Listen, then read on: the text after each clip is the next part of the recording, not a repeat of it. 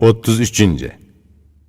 Ögdilmiş aleyki elçilikka avatish uchun qandoq odam bo'lishi kerakligini aytdi. Ögdilmiş javob berib dedi: "Ey Aley, bu ishqa nayt ko'p bilim ishlatish kerak. Elchi hamma kishilarning sarxili bo'lishi kerak. Bilimlik, idroklik, nayt yuraklik bo'lishi kerak. Xudoning qullari ichida eng tanlang'ini kishilarning yaxshisi uning elchilari edi. Har turlik ishlar elchi bilan putidi. Ko'rkam ishlar elchi vasitasi bilan qo'lga keladi. Elchi bak idroklik, ig'ir besiq bo'lishi, bilimlik bo'lishi, so'zga ta'bir bera oladigan bo'lishi kerak. Yana so'zning ichi teshini bilishi kerakki, buning bilan zimmasiga olgan ishlarni o'rindiya olasin. Jahon so'ragan, xalqqa boshchilik qilgan bag, bilimlik va yaxshi odam nima deydi? Angla. Ko'pning ichidan tanlangan kishi aqlliqni bil. Bilimlikni xalqning cho'ng qil. Qaysi ishda idrokni birinchi o'ringa qo'ysa, shu ish bir boshqa chiqadi, buni ko'p sinadim. Dana qaysi ishga bilim ishlatsa, shu ishga erishidi, natijani qo'lga keltira oladi. İdrak ishqi silinsa, bilim boshchilik qilsa, kishi qilmoqchi bo'lgan har qanday ish o'ngishliq bo'ladi. Elchi ko'zi ko'ngli to'q, sodiq bo'lishi, ish harakati ishonchlik, durust va to'g'ri bo'lishi lozim. Sodiq xizmatchi bagning foydasini tilaydi. Bagning foydasini tiliguchi begini chin ko'ngildan so'yidi. Begiga naf beradigan sodiq kishini bil. Sodiq kishiga erishsang, uni o'z bag'ring deb hisobla. Sodiq xizmatchi jon jigarga o'xshaydi. Balki jon jigardan yaqinroq yurak qiyniga o'xshaydi. Oshko'z odam o'ziga hokim bo'lolmaydi. Oshko'z kishilar elchilikka yarmaydi. Ko'zi to'q odam kambag'al bo'lsa-mu, boy hisoblanadi. Chidamliq, qanoatchan kishi hamma ishga qodir bo'ladi. Oshko'z odam tamaxo'r keladi. Tamaxo'rlik yomon odat. Tamaxo'r odamlarning nomi tilamchi. Ko'zi to'q kishi nima deydi? Angla. Ko'zi to'q kishilar eng boy kishilardir. Oshko'zlik kimni kambag'al qilgan bo'lsa, bu dunyoning barliq ne'mati uni beytanmaydi. Kimni tamaxo'rlik qul qilib olgan bo'lsa, uningdan faqat o'lim bilan ozod bo'ladi. Oshko'zlarga pand nasihat qilguvchi va bilim berguvchi kishi teg'imi yaxshi aytgan. Inxki to'liq boy bo'lay desang, ey mard, shavkatlik, ko'ngil boyligini tiligin.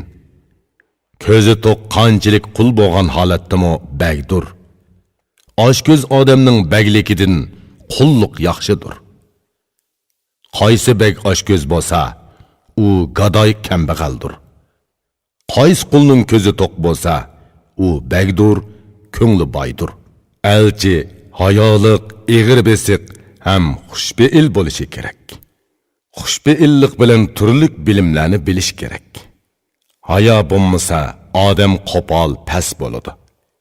Kishilar hayo bilan ishonchli harakat qila oladi. Ig'ir besiq odam muloyim deb ataladi. Xushbeil, siliq bo'lsa, so'ygiga sazovar bo'ladi. Odamda zeraklik bilan bilimmi bo'lsa, shu bilim bilan hamma ishga qo'l uzata oladi. Bu beytni o'qig'in va nima deganligini angla. O'zingning ishini bilim bilan boshla. Bilimni o'zingga hamroh qil. Har ishni idrok bilan tushunib, bilim bilan bil. Kuning qutlug, yillaring saodatlik bo'lsin. Zeraklik bilan kishi tilikiga yetadi. Oldi bilan bilim o'gan, aql top, ondan ishga kirishkin. Elchi zeraklik bilan turlik yiziqlarni bilsin. Yiziq bilsa, kishi ondan chechan bo'ladi. Yozalasa, o'qiyolasa, so'zni tushunsa, kishi ondan o'zini olim qila oladi. Elchi har xil hunar fazilatni to'liq bilsa, bu fazilatlar bilan kishi yuzini yo'riq qila oladi. Elçi kitaplarını okup sözlerini düşünəlisin. Şiirlarını okusun ve özümüz şiir yazsın. Nujum ilmini, tip ilmini bilsin. Çüş öğriyəlisin. Çüş onun öğreginidek bolsun.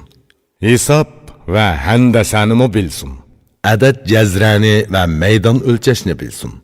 Yine damka şahmat oynaşını yaxşı bilsin. Raqibleri onundan rasa mat bolsun. Çavgan oyunida mahir bolsun, oqmu atalısın. Quşçılık ve ovçılıkta dünyada aldınqa qatarda bolsun. Her xil tillarni bilsin, sözleyəlisin. Her xil xatlarni bilip yazalısın. Ani şu barcha bilim fazilatlarni bilgandila, bundaq elçi tilakka loyiq bo'ladi. Elçi yaman, yaramaz, boş bir adam bo'lsa, shubhisizki u bağan yerda bagning e'tibori qolmaydi. Elçi bo'lib bağıcı kishi bak yaxshi bo'lishi, har turlik ishda yuraklik harakat qilishi lozim. Uningga necha turlik hunar ishlasimi, raqiblarini utib, hurmatga ega bo'lishi kerak. Qandoqli bir kishi uningga so'zlasa, tushunib bilishi, lekin maxfiy tutishi lozim. Elçi har xil hunar fazilatlarni bilsa, begining nomi yuksiladi, elde ulug' bo'ladi. Bu ishlarni biladigan mo'ysipit nima deydi? Angla. Bu so'zni tushunmagan kishining aqli yo'q. Kimning hunar fazilati bo'lsa, uning nomi chiqadi. Agar hunar fazilati bo'lmasa, nomsiz qeriydi. Kishi fazilati bilan ustun turadi. Hunar fazilati ko'p bo'lsa, kishi ushqandek yuksiladi. Kishi fazilati bilan qo'lini uzartsa, egiz tog'ning beshini egib, yerga engishtiradi. Elçi söz tushunadigan, hozir javob bo'lishi kerakki, so'ralgan so'zga to'g'ri javob bera olsin. Elçi may ishmasligi, o'zini obdan tuta olishi kerak.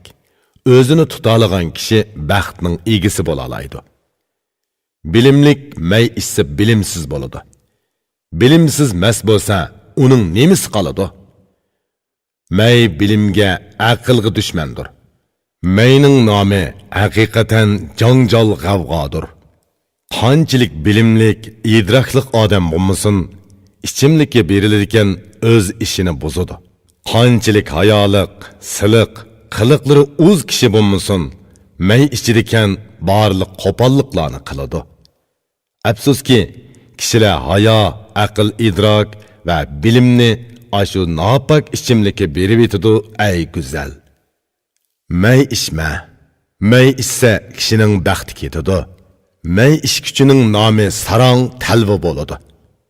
Qeringa ichimlik kirsa, so'zni sirtqa chiqaradi. Chiqqan so'z yenib kelib, o'zingni o'rtaydi. Bu beyt aytquchi nima deydi? Angla. O'qig'in, uning ichi teshi ichiladi. Agar mas qilg'uchi ichimlikni ichidikansan, ko'ngil siringni ochding va ichingdikini sirtqa chiqarding.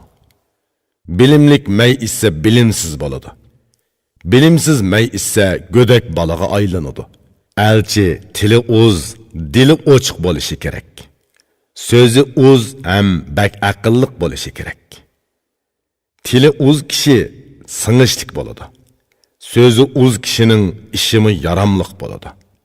U as ho'shliq bo'lishi, so'zni unutib qolmasligi, qandoq so'zni anglasa, uni ching saqlashi kerak. O'sni chiroyi ko'rkam, qomatlik bo'lishi, chash soqili yasalgan, bo'y turqi kelishgan bo'lishi kerak. O'zi mardona va g'ayrati cho'ng bo'lishi kerak. Kishining qimmati shu ikki narsa bilan bo'ladi. So'zi yumshoq, shekardek shirin bo'lsa, shirin so'zga cho'ngmi, kichikmi yumshaydi. Qara, elchining hamma ishi so'z bilan bo'ladi. So'zi yaxshi bo'lsa, tilikiga erishadi. Davlatman Ali mushundoq bir odamga erishsa, uningga elchi degan nomni basi bo'ladi.